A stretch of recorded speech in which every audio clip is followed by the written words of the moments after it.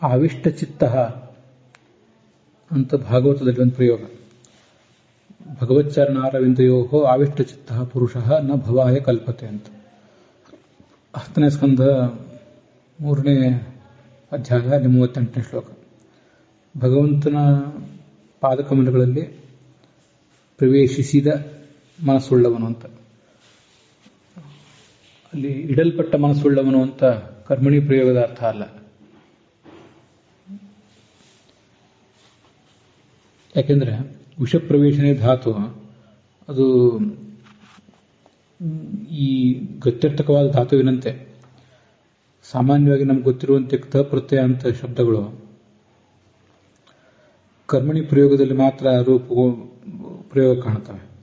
ಆದರೆ ಗ್ರಾಮಂ ಗತಃ ರಾಮ, ಕಷ್ಟಂ ಪ್ರಾಪ್ತ ಪುರುಷ ಅಂತ ಹೀಗೆಲ್ಲ ಕೆಲವು ಸಂದರ್ಭದಲ್ಲಿ ಗತ ಪ್ರಾಪ್ತ ಆಪನ್ನ ಇತ್ಯಾದಿ ಸೂತ್ರ ಹೊಂದಿದೆ.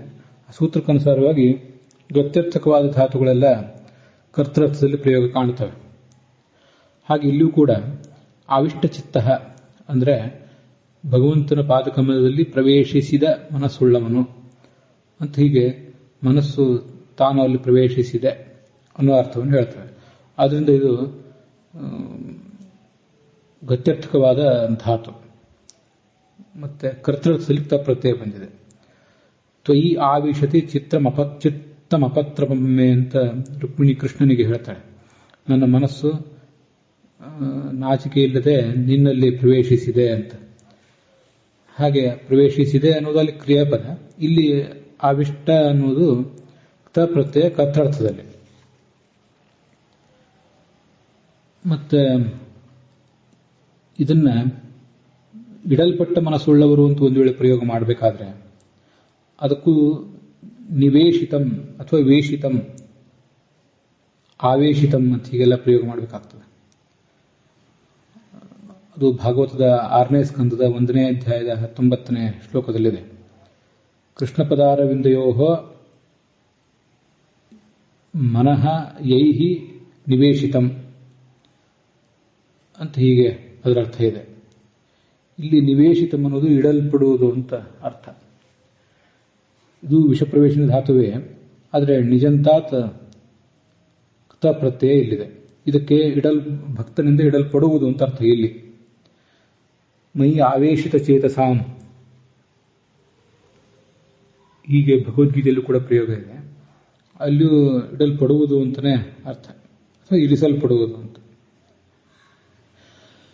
ಹೀಗೆ ನಿಜಂತಾತ್ ತ ಪ್ರತ್ಯಯ ಮಾಡಿದರೆ ವ್ಯಕ್ತಿಯಿಂದ ಮನಸ್ಸು ಅಲ್ಲಿ ಇಡಲ್ಪಡುವುದು ಅಂತ ಅರ್ಥ ಆಗ್ತದೆ. ಅದಕ್ಕೆ ನಿವೇಶಿತಂ, ಆವೇಶಿತಂ, ವೇಷಿತಂ, ಪ್ರವೇಶಿತಂ ಹೀಗೆಲ್ಲ ಹೇಳಬೇಕು.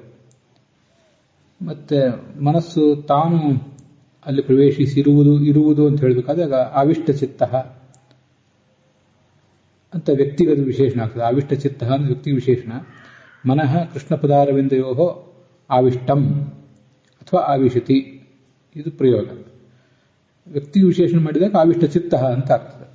ಹೀಗೆ ವಿಷಪ್ರವೇಶನ ಧಾತುವನ್ನೇ ಕರ್ತೃತ್ವಲಿಪ್ತ ಪ್ರತ್ಯಯ ಅಂತವಾಗಿ ಆವಿಷ್ಟ ಎಂಬುದಾಗಿ, ಮತ್ತೆ ನಿಜಂತಾತ್ ಕರ್ಮಣಿ ಪ್ರಯೋಗ ಮಾಡಿದಾಗ ಅದು ಇಡಲ್ಪಟ್ಟದ್ದು ಅಂತ ಹೀಗೆ ಬೇರೆ ಬೇರೆ ಥರದ